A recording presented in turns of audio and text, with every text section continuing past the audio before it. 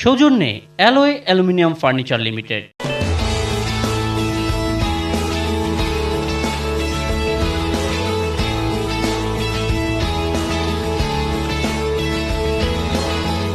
শুভেচ্ছা, স্বাগতম। মিউজিকের এই আয়োজনে আরও একবার আপনাদের সামনে হাজির হয়ে গেছি। আমি আখি ভদ্র এবং আমার সঙ্গে আছে সহকর্মী নিশীথ সূর্য। নিশীথ, আমি অনুষ্ঠানের শুরুতে আপনাকে নাম বলারও সুযোগ দেইনি, কারণ আজকে যখন আমরা এই সেটে বসেছি তখন সেটের মধ্যে একটা অন্যরকম গ্ল্যামার, অন্যরকম আলোকিত। বিষয়টা আসলে কি? মানে আজকে যিনি আমাদের মাঝে উপস্থিত আছেন, আচ্ছা, তিনি আলোকিত মানুষ, নিজেই মানে আলো ছড়িয়েছেন।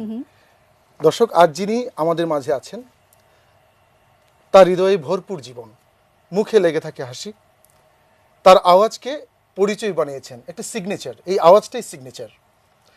সঙ্গীতের প্রায় সব সুর ছন্দকে উনি প্রতিষ্ঠিত করেছেন নিজের মতো করে।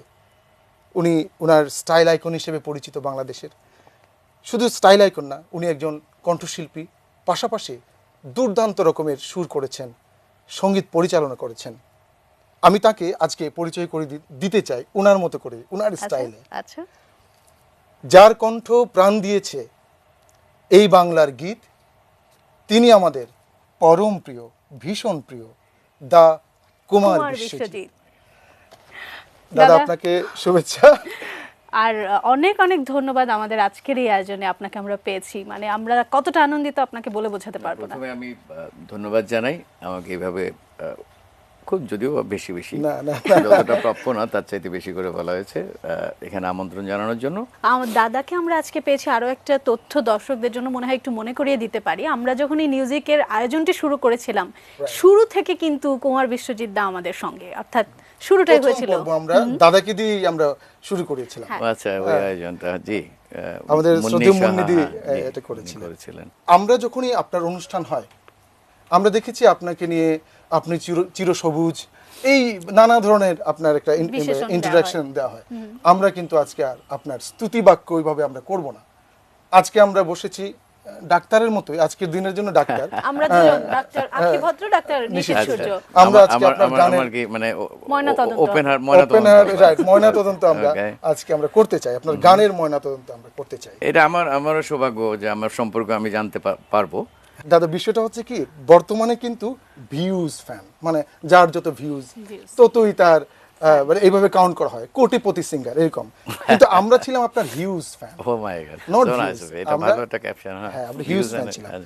আপনাকে নিয়ে একজন সঙ্গীত বিশেষজ্ঞ বলেছিলেন যে the voice of truly divine, আপনার ভয়েসটাকে বলেছিলেন। হ্যাঁ, তো উনি, তো আমার কথা হচ্ছে না, তো এই যে ডিভাইন ভয়েস আপনার, এই এবং আপনি মানে যে চিরসবুজ, আপনার অনেকে হয়তো চেহারা দেখে বলে, কিন্তু আমি বলবো যে আপনার চিরসবুজ কণ্ঠটা, এই কণ্ঠ থাকার পেছনে আপনার কি রেয়াজ, না স্টাইল অফ প্রেজেন্টেশন, না আপনার যে অনুভব, গায়কের যে অনুভব, কোনটাকে আপনি প্রাধান্য দেন? এই জাদু মন্ত্রটা আসলে কি? না, প্র্যাকটিস তো করতে হবে, কারণ একটা কণ্ঠকে বয়স অতিক্রান্ত করে সেটাকে সজীব রাখা, সেটাকে তারুণ্যতা রাখার অনেকগুলো বিষয় আছে। সেগুলো রপ্ত করার বিষয় আছে, প্র্যাকটিসের বিষয়, প্র্যাকটিসের স্টাইল। আমি খালি সারাদিন ক্লাসিক্যাল করলাম, বিভিন্ন রাগ করলাম, সেটা না।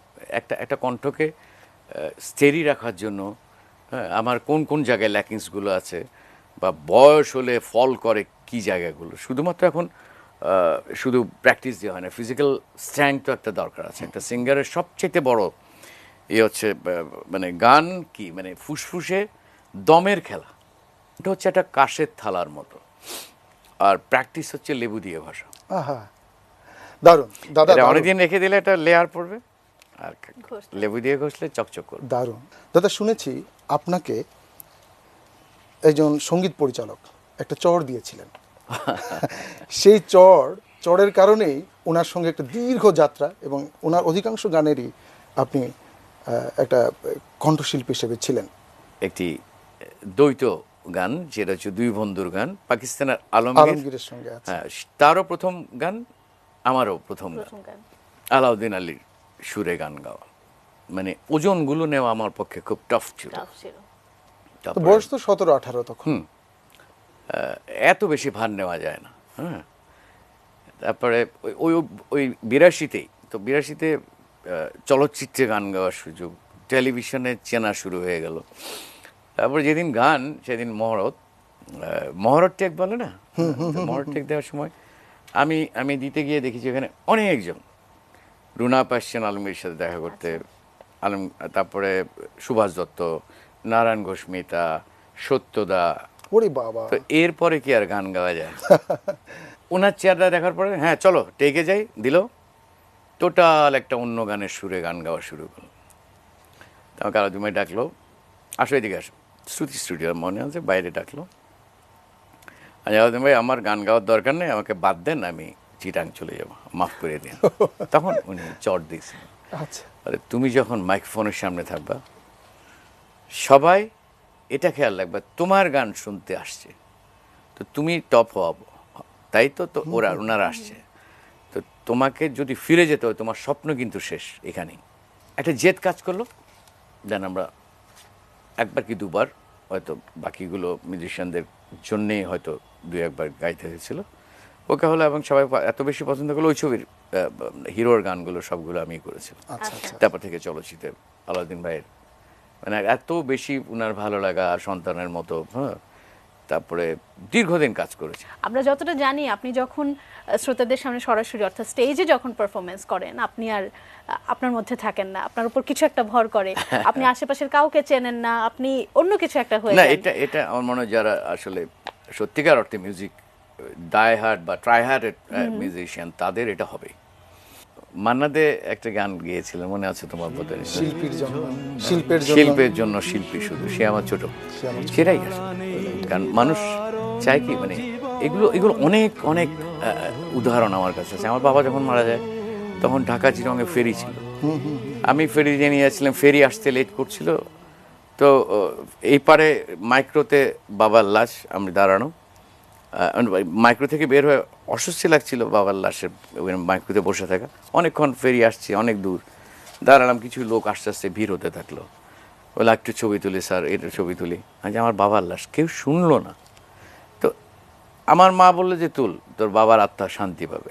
দাদা, আপনার মায়ের প্রসঙ্গ যেহেতু এসেছে, আপনার একটি গান, যে গানের জন্য আপনি সুরকার এবং সঙ্গীত পরিচালক পাশাপাশি কণ্ঠশিল্পী হিসেবে আপনি জাতীয় চলচ্চিত্র পুরস্কার পান, এবং গানটি লেখার জন্য কবির বকুল জাতীয় চলচ্চিত্র পুরস্কার পান। প্রসঙ্গ হচ্ছে একটা চাঁদ ছাড়া রাত আঁধার কালো, মাকে নিয়ে এই যে অপূর্ব গান বাংলা সঙ্গীতে সংযোজন হলো, এই গানটি আপনার মা তো শুনেছেন,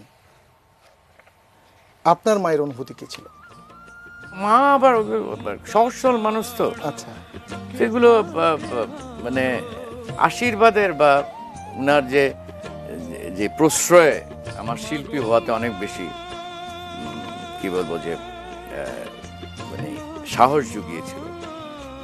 এটা বুঝি যে মুচকি হাসিতে তার সার্থকতাটা উনি বুঝিয়ে দেয় যে আমি খারাপ নিয়ে নাই দিচ্ছি। তো মা প্রথমেই বাবার সাথে অনেক ঝগড়া হয়েছিল, যেটি আমার প্রথম অ্যালবামের গানটা ছিল সংসার সুখের রমণীর গুণে। এই কথা সত্যি ছিল আমার মায়ের জীবনে। তখন বাবা একটু ভীষণ অভিমান করেছিল। কেন? ওই লাইনের জন্য, কথার লাইনের জন্য, ওই যে রোজ রাতে বাবা আমার ফিরতে পারি তাস খেলায় ভাগ্যের যাচাই করে। এনিওয়ে এটা বাবা মনে করেছিল যে বাবাকে কিছুটা কটাক্ষ করেছিলাম বা মার প্রতি বেশি, যার মধ্যে আশ্রয়, যার প্রথম আশ্রয়, যার প্রথম খাদ্য, যার প্রথম শব্দ শেখা, যার প্রথম কি বলবো যে স্পর্শ, তো সে মানুষটা তো সবার ঊর্ধ্বে থাকবে। আপনি শুধু শিল্পী না, কিন্তু আপনি দুর্দান্ত রকমের একজন সুরকার। যেমন কাল ঘুমোতে পারিনি আমি, কেঁদেছি রাতে, হারাবার বেদনাতে নয়, বা আরেকটি প্রিয় গান পাথর ভাঙা একটু কঠিন, একটু লাগে কষ্ট, হৃদয় ভাঙা এতই সহজ, একটি ভুলে যাচ্ছে। এই যে সুরকার, এই যে সূর্য, আমি আসলে আজকে অনেক বেশি ইনফরমেশন পাচ্ছি যেগুলো হয়তো আমি কখনো চিন্তাও করি নাই, হয়তো জানানোর একটা চেষ্টা করছে। আমি করেছি এই জন্য যে আমার হয় না মনের ইচ্ছা থাকে যে এই টাইপের একটা সুর হলে ভালো, তখন কাকে কিভাবে বোঝাবো, তখন হয় কি ওই মনের বাসনাটা পূরণ করার জন্য এই ধরনের কাজগুলো আমি করতাম। প্রতি অ্যালবামে 3টা 4টা 2টো। হ্যাঁ, রাইট। আপনি কিন্তু ছোটবেলায় তবলা বাজাতেন, এই রিদমটা কিন্তু দাদার সঙ্গে আষ্টে পৃষ্ঠে জড়িয়ে ছিল। রিদম 77 প্রথম ব্যান্ড, তারপর ফিলিংস মানে ওনার অনুভব, ওনার যে গায়কের স্টাইল, প্রেজেন্টেশন। আর দাদা আরেকটা জিনিস, আপনার গানকে কিন্তু ডমিনেট করে আমি শুনেছি যে ভূপালী বহু গানে আর ঝুমুর তাল, কারণটা কি? ঝুমুরটা তো আমাদের একদম রক্তমজ্জা বাঙালিদের, হ্যাঁ, এটা অন্যরকম রিদম। যে রিদম পৃথিবীর যত রিদমেই থাকুক, এই ঝুমুর দিলেই দেখবে যে অটোমেটিক অডিয়েন্স। আমি এটা এখনও দেখি, এটা নতুন প্রজন্ম তাই হয়, মানে যারা বাঙালি রক্ত আছে। রাইট।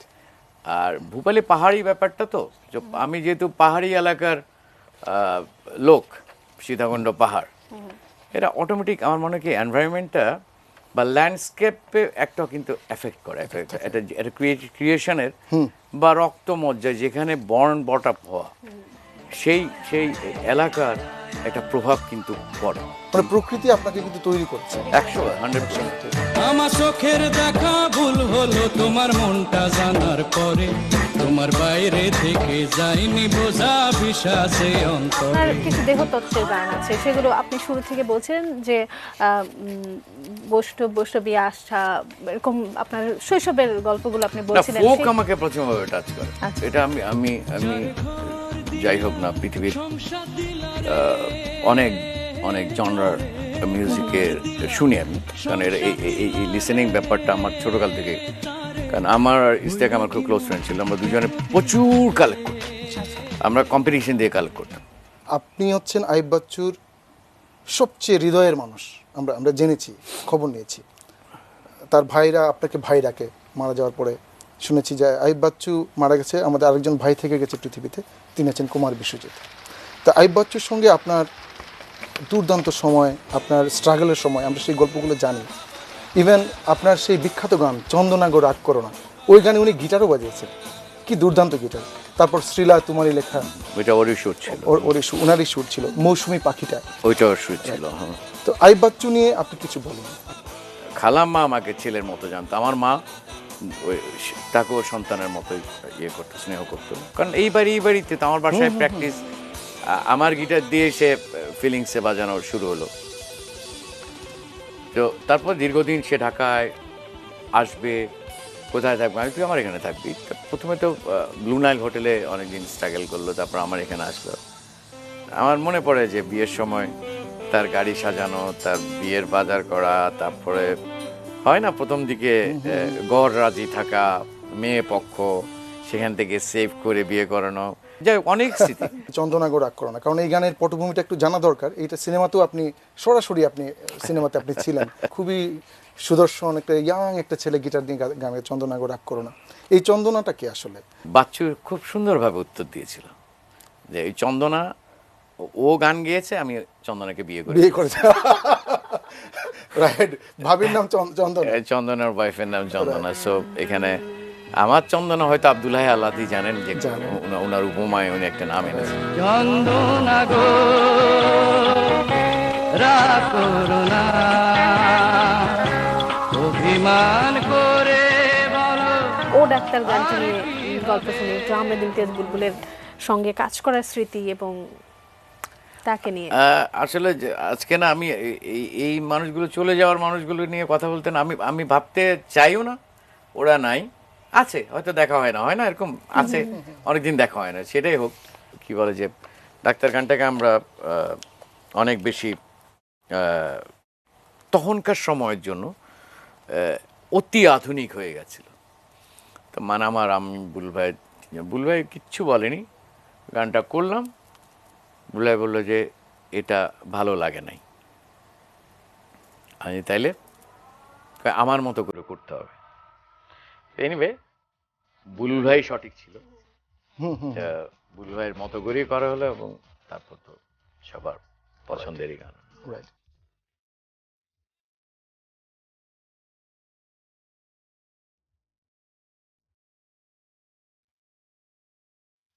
এবার একটু আলী আকবর রূপুর সঙ্গে কাজের গল্প আশ্চর্য, শুনবো। মানে আমি আজকে না, মানে যে মানুষগুলোর নিয়ে আজকে আলোচনা হচ্ছে সূর্য, এবং আপনাকে অনেক ধন্যবাদ।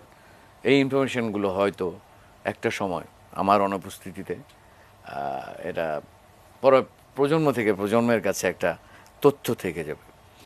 আর আলী আকবর রূপু কিন্তু আপনাকে বুঝতেন মনে হতো, আপনার আলী সুরের আকবর রূপু ছিল আমার যেমন গীতিকার হিসেবে লিটন অধিকারীর ইন্টু, আলী আকবর রূপু, এই লিটন অধিকারীর ইন্টুর সাথে আমার মানে এই যে বন্ধনটা, হ্যাঁ, এবং কানেকশনটা। কানেকশন। যেমন আমার যে একটা মনের চাওয়া, যেটা বাংলাদেশে এই ধরনের কোনো গানের স্টাইলই ছিল না, যে তির্যক অর্থে গান। রাইট। হ্যাঁ, লিটন অধিকারী এই জন্য ঢুকলাম, আস্তে আস্তে আমরা তিনজন একসাথে হচ্ছে আর কি। Right right right. তখন লিটন অধিকারী ইন্টু ইস্তিয়াকের জন্য গান করলো। ওই যে ওই গানটা তখনও বোধহয় প্রকাশিত হয়নি, তাই যে লেখাটা তো একটু অন্যরকম। ওই যে ভাগ্যের ডাক্তার ভাগ্যটা দেখে বলে ভাগ্যটা অতি চমৎকার। আচ্ছা, আপনার লেখা তো সুন্দর, বলে এখন তো ইস্তিয়াক তো গান করবে না, কাউকে দেয়। হ্যাঁ, যে আমি চাই একটু অন্য ধরনের গান, একটু খোঁচা থাকবে। তখন আমরা প্রথম কাজটা করেছিলাম, কিছুই নাকি দেয়নি তোমায়, বলো কে করেছে নিঃস্ব আমায়। প্রেমের এক বৃন্দাবনে ছিলাম আমি রাজা, তুমি ছিলে প্রেমে উদাস, দুঃখিনী এক প্রজা। তোমায় সুখে রাখতে গিয়ে খাজনাবিহীন থাকতে দিয়ে রাজ্য গেল হায়, কিছুই নাকি দেইনি তোমার, বলো কে করেছে নিঃস্ব আমার। মানে গায়ে কাটা দিচ্ছে। এই যে শুরু হলো তার যাত্রা। তারপরে ভালো থাকার কথা শুনে তোমার কেন হিংসা হয়, দস্যু যেমন মুখোশ পরে, মির্জাফরের বংশটাকে এতটা কাছে দেখা, তোমার সাথে দেখা না হলে, এই যে খোঁচাগুলো, তারপর জীবনের ধারাটাকে পোশাকের মতো যদি বদলানো যেত তাহলে কি কারো সুখের অসুখ হতো। এই যে ইয়েগুলো তখন আমরা চিন্তা করতাম, পুলক বন্দ্যোপাধ্যায়, মান্নাদের এত মজার খোঁচার কান, আমরা ক্ষুদ্রভাবে চেষ্টা করেছি তার দ্বারে পাশে দিয়ে যাওয়া। তখন বললাম যে একটু অ্যারেঞ্জার লাগবে, কম্পোজিশনগুলো কাকে দিয়ে করানো যায়। বলে মামা একজন আছে, আলী আকবর রূপ। আমি চিনি তো, আলদিমের সাথে দেখছি তো অর্কেস্ট্রায় বাজাতে, রিলেটিভ তো। হ্যাঁ, তখন শুরু হলো। দাদা, আমরা আজকে সুযোগ কিন্তু আমরা বিহাইন্ড দ্য সিনে যারা কাজ করে আমরা কিন্তু বলি না। আমি চাই আপনার থ্রোতে আপনি তাদের নামটা উচ্চারণ করুন, কারণ হচ্ছে এই গানগুলো এই সময় যদি আমরা শুনি, মিক্সিং মাস্টার এত চমৎকার, এত সুন্দর করে এখনো কানে আসে। ইভেন আমি তো বলবো বর্তমানে বহু গানের এরকম সাউন্ড আমরা পাই না, কিন্তু এই কাজে যারা ছিলেন তাদের নামটা একটু যদি বলেন। আজম বাবু ছিলেন, তারপরে পান্নার ছোট ভাই আজম বাবু, তারপরে আনিস, তারপরে ছিল মুবিন ভাই। হ্যাঁ, মুবিন তো অবশ্যই ছিল। তার মধ্যে গুড্ডু ছিল, ও লন্ডনে চলে গেছে এখন। এরা ইন্ডাস্ট্রির জন্য প্রচুর অবদান। দর্শকরা খুবই মাইন্ড করছে সম্ভবত, কারণ কুমার বিশ্বজিৎ মানে কিন্তু যেখানে সীমান্ত তোমার। আহারে, এটা একটা নিশ্চিত, এটা একটা ইতিহাস। হ্যাঁ, এই গানটা যখন ইয়েকে দিলাম, স্বপনের এশিয়া ভয়েস দিল, তুমি ও আবার খুব চুজি ছিল, বলে যে আমি এই গানটার বেস করে আমি অ্যালবামটার নাম রাখবো, এবং সব ওই টোনের। ওই যে তা আমি দেখতে গেলাম মাস্টার ও করতে গিয়ে টোটালটা ডিস্টর্টেড। বলে আমার আর পয়সা করি নাই, আমি মাত্র 2000 কপি করছি। এই 2000 কপি যদি আমার কাছে ফালাইতে হয়, আমি যে ফার্দার করবো, আমার কাছে পয়সা নাই। তা আমার মনে আছে, আমার যে পারিশ্রমিক দিচ্ছিল সেটা আমি ফেরত দিয়ে দিয়েছিলাম।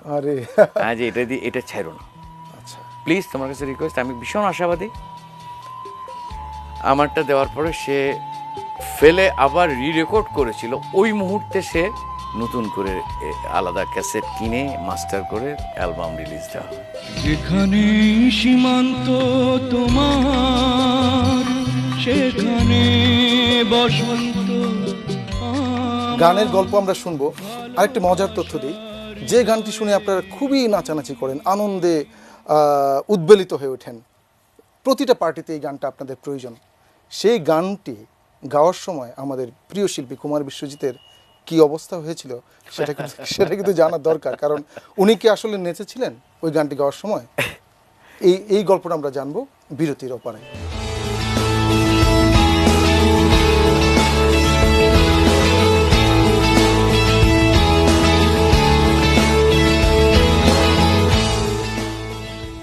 সৌজন্যে অ্যালয় অ্যালুমিনিয়াম ফার্নিচার লিমিটেড।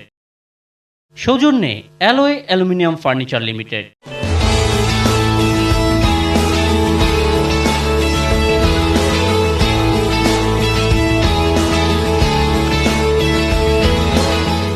বিরতির পর ফিরে এসে আপনাদের সবাইকে আরো একবার নিউজিকে আমন্ত্রণ। তবে সূর্যের কাছে আমার একটা অভিযোগ আছে, আপনি বিরতিতে যাবার আগে এমন একটা টুইস্ট রেখে দেন যে দ্রুত আবার শুনতে ইচ্ছা করে। আসলে বিষয়টা কি? আমরা এই গল্পটা দাদার কাছ থেকে শুনি।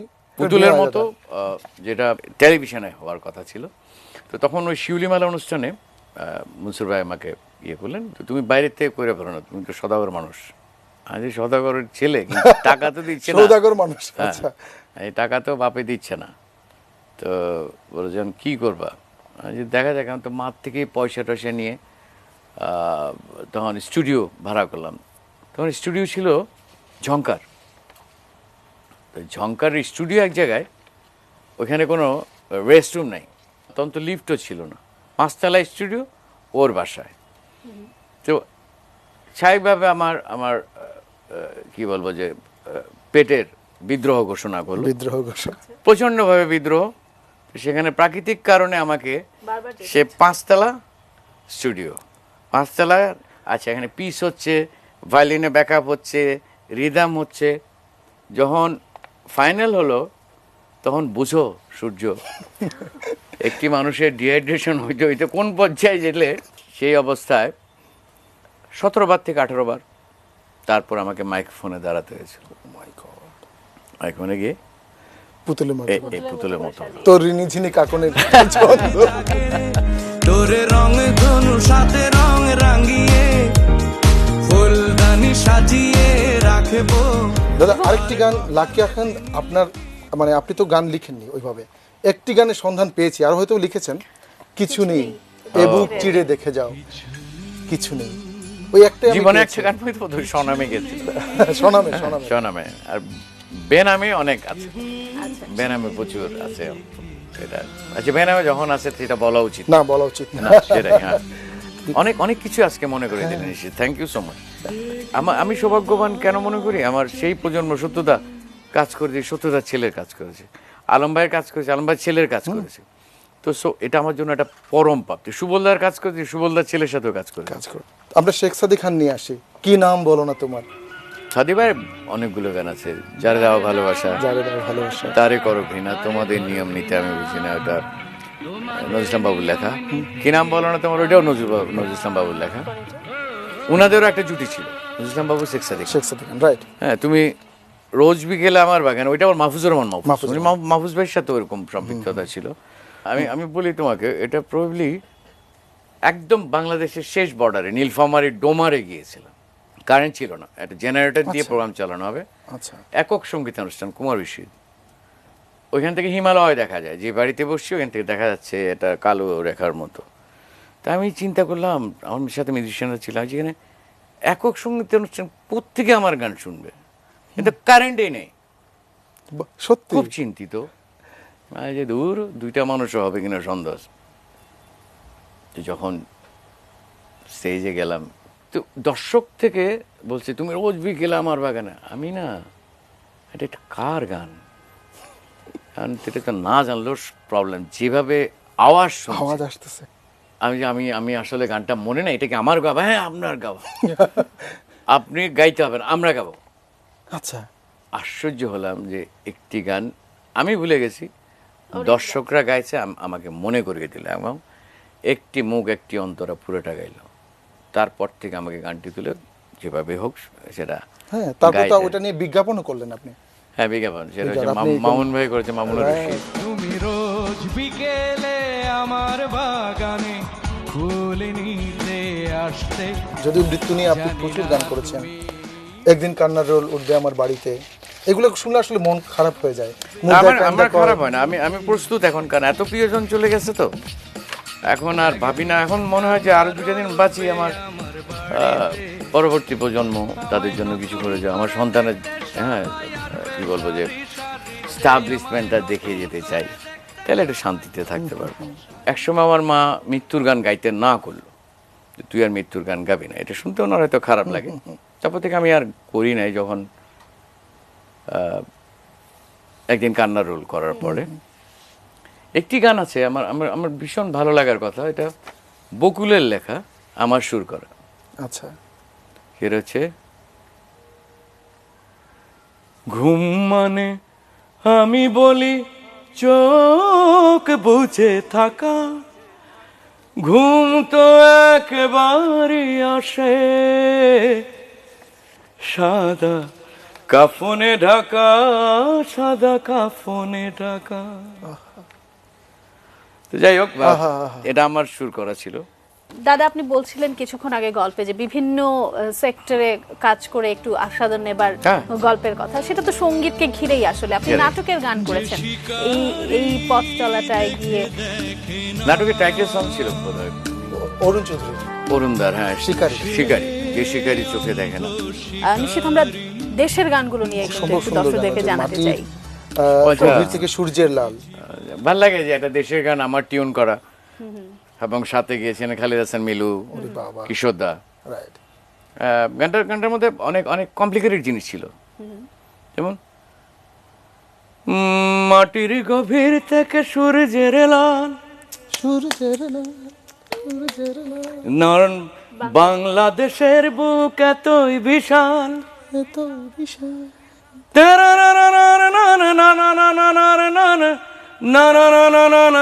নতুন সকাল, মাটির গভীর থেকে সূর্যের লাল, একটা ডিফারেন্ট রিদম। দারুণ দারুণ। আপনি সিনেমায় বিখ্যাত বিখ্যাত গান করেছেন, এর মধ্যে উল্লেখ করার মতো আপনার শেখ সাদী খানের সুরে শোনো সমা একটু দাঁড়া, হ্যাঁ, প্রতিরোধ ছবির গান, রাইট, হ্যাঁ। প্রতিরোধ সিনেমার গান। তারপর আছে হচ্ছে গিয়ে অঞ্জু ঘোষের সঙ্গে ওরে বাঁশিওয়ালা, সুবলদার সুর, সুবলদার। সুবলদার, হ্যাঁ। তারপর হচ্ছে ও বাবারে দেখা যারে ডিস্কো করালাম, এটা প্রবাবলি এটা সত্যদার গান, সত্যদার গান, গাজী ভাইয়ের লেখা। চোর হ্যাঁ, সিনেমার চোর গান। সিনেমার গান, হ্যাঁ। Right. আছে এরকম হ্যাঁ, ছড়ানো ছিটানো। না না, মুক্ত আসলে ছড়ানো ছিল না। ও বাবা রে দেখা যারে ডিস্কো ঘোরার লাভ, ও বাবা রে দেখা যারে ডিস্কো ঘোরার লাভ। আপনি সালমান শাহর জন্য গান করেছেন, জাফর ইকবাল, মান্না, নায়ক মান্না, এই তিনজনের ভয়েস কিন্তু আপনার ভয়েসটা খুব দারুণ এবং ভাবে শুট করতো। ইলিয়াস কাঞ্চনের প্রচুর কাজ করেছি। আচ্ছা আচ্ছা, আগে একটা তথ্য জানি যে দর্শকদের জানানো দরকার, দাদা কিন্তু নিজের গান কখনো নিজেই শুনেন না। ইভেন উনি না, আমি গাড়ি যখন ওকে হয়ে যায় তখন আর শুনি না। শোনেন না, ইভেন গাড়িতেও কিন্তু নিজের গান উনি না। শুনেন না। এই তথ্যটা জানা দরকার। আমি দর্শকের। কখনোই শুনি না, কারণ আমার শুনলে ইরিটেট লাগে, দারুণ পারফেকশনিস্ট, এগুলো অস্থির লাগে আমার। আচ্ছা। আমার সারা জীবন গাইড ভয়েস ছিল সবচেয়ে সুন্দর গাওয়া। আচ্ছা, তো এই জন্য গাইড ভয়েস তো একটা নর্মাল মাইক দিয়ে দিই, কোনো পাত্তা দিই না, বাইরে সারফেস নয়েজ থাকে। কিন্তু যখন শুনি না, রাফ যখন আনি, তখন তো ওই গাইড ভয়েসটা নিয়ে আছে, যা সুন্দর। তো যখন গাইতে দেয় তখন ওই নিজে বেশি কশাস থাকি, এত বেশি সিরিয়াস হয়ে যায়, ওই ইমোশনের ধারে কাছে ওটা। আপনার সঙ্গে যারা কাজ করছে এই নতুন প্রজন্মের, আমি যদি হাবিব ওয়াহিদের কথা বলি, যদি অর্ণবের কথা বলি, আপনি তাদের কম্পোজিশনে গান করেছেন, সেগুলো নিয়ে আপনার ভাবনা বা বলার কিছু যদি থাকে। না, হাবিব তো অসাধারণ ছোট কম্পোজার, আশা, হ্যাঁ, এই অসাধারণ গানটি। কম্পোজার। কারণ হলো কি, মানে এটার একটা কাহিনী আছে। ওর স্টুডিও ছিল গ্রিন রোডে ছিল। তা আমি গেলাম, তো শুনতে শুনতে গল্প করতে করতে তার ব্যক্তিগত আলাপ, তার শারীরিক আলাপ, সব কিছু করতে করতে হঠাৎ দেখি রাত 3টা বাজে। কি রে, গান করবি না? বলা হয়, আচ্ছা আচ্ছা, চলেন চলেন, এই 3টার সময় গান গাও। জাগো সিনেমার জন্য আপনি অর্ণবের কম্পোজিশনে গান করেছেন, রিমঝিম বৃষ্টি। রুমঝুমঝুম বৃষ্টি, হ্যাঁ। ঝুমঝুম বৃষ্টি। কণা গেছিল আমার সাথে। হ্যাঁ, কণায় বলি। আমি প্রথমে একভাবে শুনে দিলাম, আবার প্রডিউসার বললেন যে না, এইভাবে দে, যে না, একটু দুটো মিলিয়ে দিই। হ্যাঁ, তো এই কাজগুলো আমি বরাবরই চেষ্টা করি, যে গানে যে লিরিক্যালি, যেটাকে পেট থেকে থ্রো করা, যেটাকে বুক থেকে থ্রো করা, যেটাকে কণ্ঠ থেকে থ্রো করা, যেটাকে তালু থেকে থ্রো করা, এই টেকনিকগুলো এগুলো শেখা উচিত। এগুলো রপ্ত করা অনেক কঠিন ব্যাপার। যেমন আমি বলি, ঘুম ঘুম ঘুম মানে আমি বলি চোখ বুঝে থাকা, পেট থেকে। ঘুম তো একেবারে আসে সাদা কাফনে ঢাকা, সাদা কাফনে ঢাকা। এই বাতাসগুলোকে খেলা, এগুলো কিন্তু জানতে হবে, শিখতে হবে। দারুণ দারুণ দাদা, দারুণ। আজকে আমার মনে হয় যারা দর্শক তারা এই জিনিসটা আমি কিছু জানি না, কিন্তু বাট আমার কাছে মনে হয় না, এগুলো আলাউদ্দিন ভাই বলতো। আলাউদ্দিন ভাই আলাউদ্দিন বলতে তুমি গান তুলবা না, যত কঠিন কঠিন পিস আছে পিসগুলো তুলবা। আচ্ছা,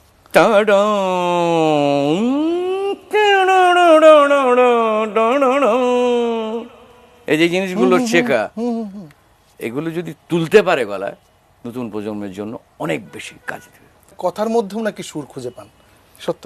100বার প্রতিটা ল্যাঙ্গুয়েজের মধ্যে তোমার সুর আছে। একটা মানুষ যখন চলে একটা রিদমে চলে, এইভাবে চলছে, একটা রিদম আছে। কেউ এভাবে চলে আবার থাইমা, আবার এইভাবে আবার জোরে দেয় না।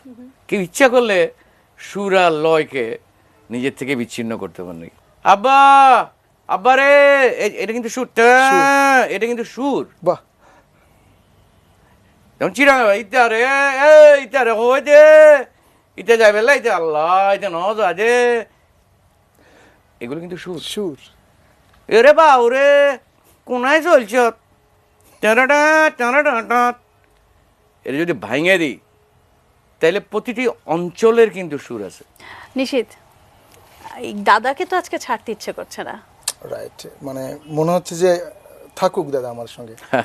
দাদা থাকছে আমাদের না, আছি মগজে, তো। মননে হ্যাঁ। থাকছেন, কিন্তু ইতি টানতে হচ্ছে, কিছু করার নেই। 37 বছরের ইতিহাস, যেভাবে হোক আমি থ্যাঙ্কস আমাকে আবারও আমন্ত্রণ জানার জন্য। এবং আমার অনেকগুলো কি বলবো যে মানে কর্মের বিভিন্ন স্থল থেকে ক্ষুদ্র ক্ষুদ্রভাবে আমাকে মনে করিয়ে দেওয়ার জন্য, এবং যে মানুষগুলো দিয়ে আমার আজকে কুমার বিশ্বে, তাদের কৃতজ্ঞতা জানানোর সুযোগ করার জন্য আবারও ধন্যবাদ দুজনকে এবং এটিএন নিউজকে। শেষ করার আগে নিশীথ একটা অনুরোধ থাকবে এবং দাদার কাছেও, যে আমরা একটি গান দিয়ে শেষ করতে চাই। গানটি হচ্ছে তুমি যদি বলো। সেই গানটি সবাই মিলে গাইতে গাইতে আমরা আজকে অনুষ্ঠানটি শেষ করতে চাই। সবাই মিলে মানে আপনারা আছেন তো না? হ্যাঁ, আমি ছাড়া। নিশ্চিত গা গা, তুই তো অনেক অনেক সুন্দর গাছ। তুমি যদি বলো পদ্মা মেঘনা একদিনে দেব পাড়ি, তুমি যদি বলো চাঁদের বুকে বানাবো আমার বাড়ি, তুমি আমার শুধু আমার ভালো লাগা কবিতা, তুমি আমার শুধু আমার ভালো লাগা কবিতা, এই তোমার জন্যে হতে পারি আমি দেবদাসের রোমিও, এই তোমার জন্যে ছেড়ে যেতে পারি সুখের পৃথিবীও, বাহ, এই তোমারই জন্যে এনে দিতে পারি আকাশের সব তারা, বাবড়া শুধু পারবো না আমি যদি বলো তুমি বাঁচতে তোমাকে ছাড়া, ও তুমি আমার শুধু আমার ভালো লাগা কবিতা, তুমি আমার শুধু আমার ভালো লাগা কবিতা।